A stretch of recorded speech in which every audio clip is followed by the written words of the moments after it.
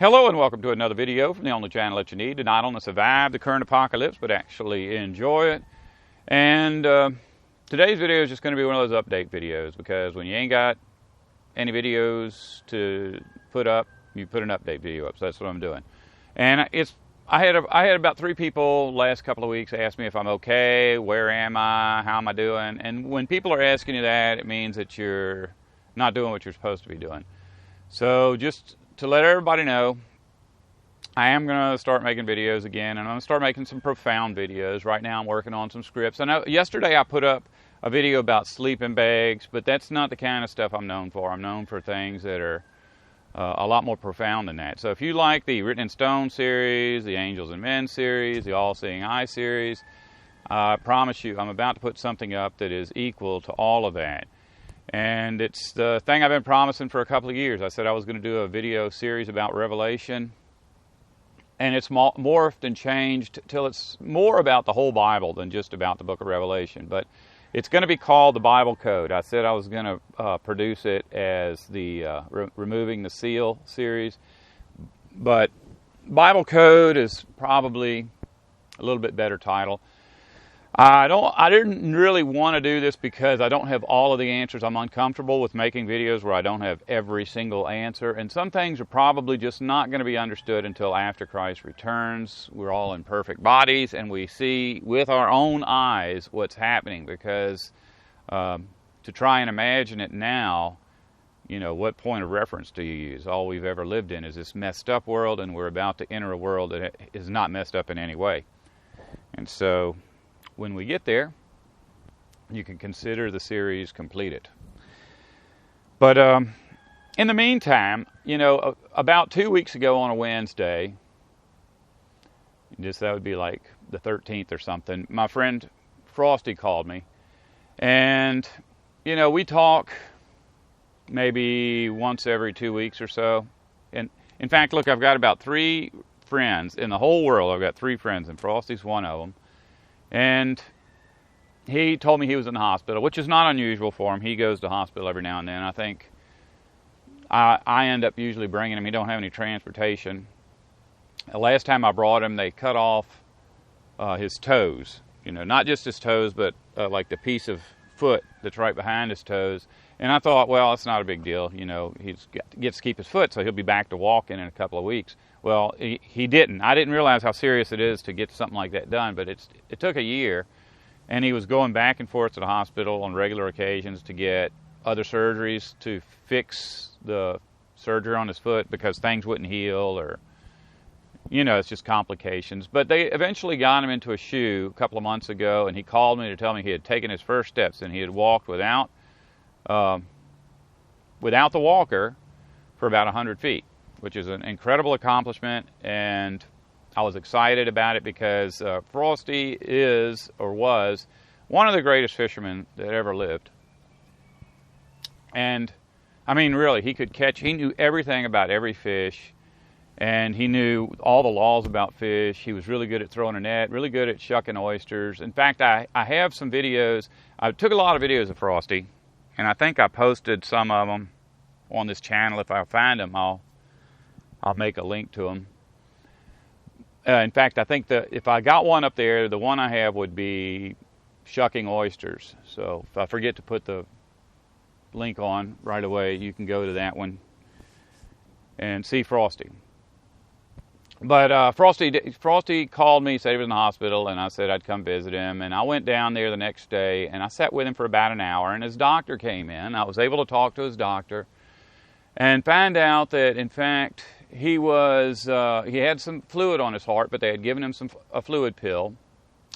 I think I don't even want to say the name of it, but it's because I don't know if I'm right or not. But they gave him the fluid pill and got him fluid off his heart. He was fine. So I asked him if he was going home. Said, well, we probably need to do some more tests before we send him home. So I went home after I sat there with him for a little while. And that night the phone rang, and it was Frosty. And that's not unusual. You know, Frosty might call me in the middle of the day, and then 2 weeks later he calls me, and it'll be 2 in the morning. He doesn't have any concept of time.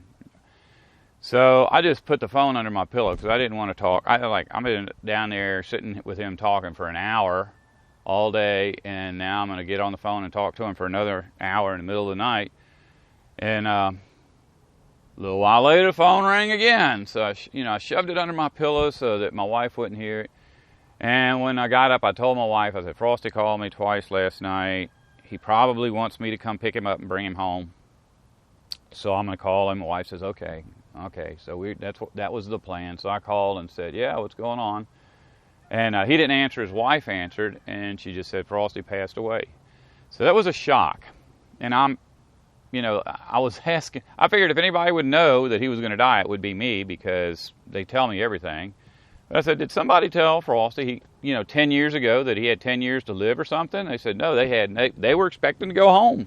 They did not know that there was anything life-threatening at that time. And I mean, he really just died. He actually asked his wife to go, right, like after I visited him, he asked his wife to play if she wanted to play dominoes, and she said yes. So they played dominoes right there at the table. And he said, I don't want to sit in this room anymore. Let's go to the cafeteria and play rummy. Well, he went to the cafeteria and played rummy till the nurse came and said, you got to go in your room to get your meds. So he went to his room, took his meds, went into seizures. They brought him into the ICU, and they revived him. And his wife said, you know who I am? And he said, yeah, you're Tavy. And she said, well, do you know where you are? And he says, yeah, I'm in the hospital. I've been in the hospital. And then he just rolled over and died. And that was it. He was completely unexpected. But it was, I thought that I could get through it. They asked me to talk at his memorial service. His wife did. And I just told her I couldn't. Because I'm a good talker, but I'm also, the only thing I'm better at than talking is crying, especially when I see family members crying. And it's a good thing I didn't go, because I was just sitting in the very, very back during the memorial. And they have these two big TV sets at that church that were at an angle, so I could see his whole family sitting in the front row crying and stuff. If I had been up there, I'd have never gotten through it. But it wasn't the first time Frosty died, and so I had already been through this grieving process. If you ever go through a natural disaster where hundreds of people die, then the next day the rumors get started. Every politician dies, every businessman dies, every doctor, every lawyer, the mayor, and Frosty. All those people die. And then over the course of time, you find out none of them died, because those are the kind of people that leave. And I spent a couple of weeks crying myself to sleep. My brother, same thing. My brother was crying because both of us just knew that if we had just gone to his house and got him, he would have been okay. And, being a big-time conspiracy theorist, I'm usually pretty good at figuring out when somebody's lying, but this just took me by surprise, And even when it was ridiculously obvious that he had not died, I was buying into the stories, They were like, well, he was on this roof, and a wave washed over, so he grabbed his family, and he was bringing his family to the other house, and a tidal wave came and washed them away. If you're thinking, while you're listening, you got to wonder, who witnessed this?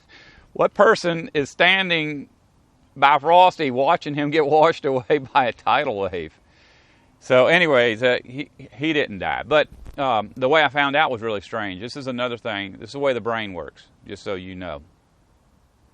I went to the doctor's office a few months after the hurricane, and there was Frosty. And I knew I recognized him as somebody I knew, so I went over and started talking to him. And, you figure, eventually you'll figure out who somebody is. And I'm looking at him, I'm talking to him, and I'm thinking, I know that I know this guy from somewhere, but I can't place him. So I'm looking for hints from my wife. She's sitting over here. And so I'm giving her the look, and she says, that's Frosty. And the first thing that went through my head is like, no, it's not him. Wow, it's Frosty. And I broke down. I mean, it was really extraordinarily emotional thing. And he was laughing. And I think all the way up until his death, every time he would see a policeman, he would go, boo, because they had actually put him down as dead, because they found a body that was so mangled up they couldn't identify it, and some kid standing there. Because I actually talked to a man at the funeral that was standing there when they found the body. He said there was a child standing there, said, that's Frosty. And so the police just wrote it down that they had recovered Frosty's body.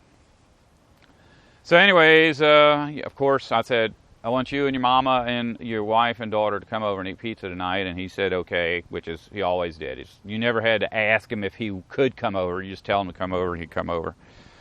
But he was the greatest fisherman that ever lived, and I was really hoping that his foot would get better so he and I could go fishing together, because he really was the guy I was expecting to teach me. I can fish, but I'm not like, I can halfway get a cast net to open when I throw it. I kind of know how to put stuff on a hook, but I don't know all the ins and outs. You know, it's like you go down to the harbor, you don't want to break any kind of etiquette rules, and you certainly don't want to break the Bureau of Marine Resources rules, because they'll put you in jail and take all your money. But in the meantime, I have been doing other things as well, and things that are beneficial. I finished reading the Bible again. When I finished reading the Bible the 7th time, I said, okay, 7's a good number. I'm not going to read it anymore because there's really no point to it. But when I started the Revelation series and I knew I didn't have all the answers, I felt like, well, I got to read the Bible over again. And it was a good thing to do. And I took a lot of notes. Don't have my notebook out here, or I would show you some of my notes. But when I got done with it the 8th time, I said, well, I'm not going to read it a 9th. So I ordered a bunch of books. But in the meantime, while I was waiting for the books to come in, I did start reading the Bible again. So this would be time number 9 if I get through it. But I ordered a whole bunch of other books that, okay, here's the thing. Anytime somebody asks me if I've ever read, like, the Gospel of Peter or the Book of Thomas or any of those, what they call lost books of the Bible, I'll say, well, I think I have, but I don't know if I've read that particular one, because at one time I was really into that. And I was reading all the lost books because I wanted to get a better picture of what was going on with the Bible. But a lot of that stuff was written by preachers like in the 1880s, so it's fake. You know, they don't have any Hebrew or Greek. All they have is like Old English versions of it, so you know that it wasn't something written back in the time of Christ. But I've read a lot of that stuff. I've read the Deuterocanonicals and Apocrypha, a Book of Enoch, Book of Jasher, and I never got anything special out of it. And it was like really obvious to me in almost all of that it didn't match the Bible and it didn't sound reasonable. But at the same time, there are books in the Bible that don't seem like they match with the rest of the Bible, and there's books in the Bible that don't seem reasonable. But I've spent so much time reading the Bible that now it's very rare that I come across anything like that. It's like every time I read a book that I didn't understand last time, this time I understand it. So I got to thinking, why in the world do I only go looking at religions of the Western world? In other words, okay, I've got the Bible, I've read the Bible, so now I'm going to expand myself by reading the Book of Enoch or the Maccabees. And why not go read some other things? And so there are things that in the course of my life I have always just thought of as unimportant, but I no longer have the ability to just dismiss something if a lot of people believe in it. So I went ahead and got a Book of Mormon. So far I haven't really been surprised. I got the Quran, Bhagavad Gita, which is Indian religion, and this one here that a lot of people are believing in is Tao Te Ching. And like I say, I haven't been surprised. When I first started this, I like to say I didn't have any preconceived notions reading these other books, because but there is a preconceived notion. The preconceived notion that I have that is never going to change is that the Bible is real. So, and it's absolutely, if you watch any of my videos, you know why I believe the Bible is real. It's not because my parents believe it, or because a lot of people believe it, or the biggest churches believe it. I believe it because I understand it. But something I've come to understand as well is that probably a third of the earth considers themselves Christians, and they all have different beliefs, even though they only have one book, that being the Bible. And not a single one of those beliefs is anything close to what the Bible says. Now, I've met Buddhists, and I've met Muslims, and I've met people from all kinds of religions. And from talking to them, I know I don't want anything to do with their religion. In fact, part of my hatred for religion is based on the fact that the Bible says that God hates religion, so I don't need to be involved in any religions. Not just Christianity or Judaism or Islam, but any religion. I have no association with any religion.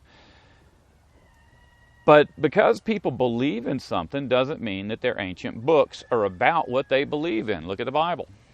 No Christian believes what's in the Bible, and yet they all say they do believe in the Bible. Well, maybe that's the case with these other religions. We'll find out. So far, no real shocks or surprises. But I'm going to work this through. I'm going to make sure to read the Book of Mormon to completion, and all the books I just showed you, I'm going to read all the way through. And I think I may even have another book coming that represents a large portion of the earth. But I'm not recommending that you do that. I recommend that you read the Bible and come to a very good, clear understanding of the Bible, and then read these other books. Because you could spend a lot of time. Even the Bible says that to the making of many books there is no end. That's sounds like a proverb or a psalm or something. But I know it's in there because I've read it. So you don't want to. You could spend forever. There literally have to be 100 books outside of the Bible that are supposed to be similar to the Bible. And, we live in a world where time is very precious. So you don't want to waste your time. If you only got a little bit of time, read the Bible. If you got all the time in the world, read all of it. That's my theory on it. And I'm glad I'm reading it, these other books. But I wouldn't read any of this without reading the Bible first. Okay, well, that's it. We will get back to writing scripts, and I'll produce a video every now and then just to make sure that we stay in touch. And if I feel like I've got something to write about, I need to get back to at least make one more CastNet video in the meantime. But just know that I'm out here, I'm working hard, and I've got some really exciting stuff coming up. But it won't be coming up anytime soon. Love y'all. And as always, if you don't want to survive, don't listen to me.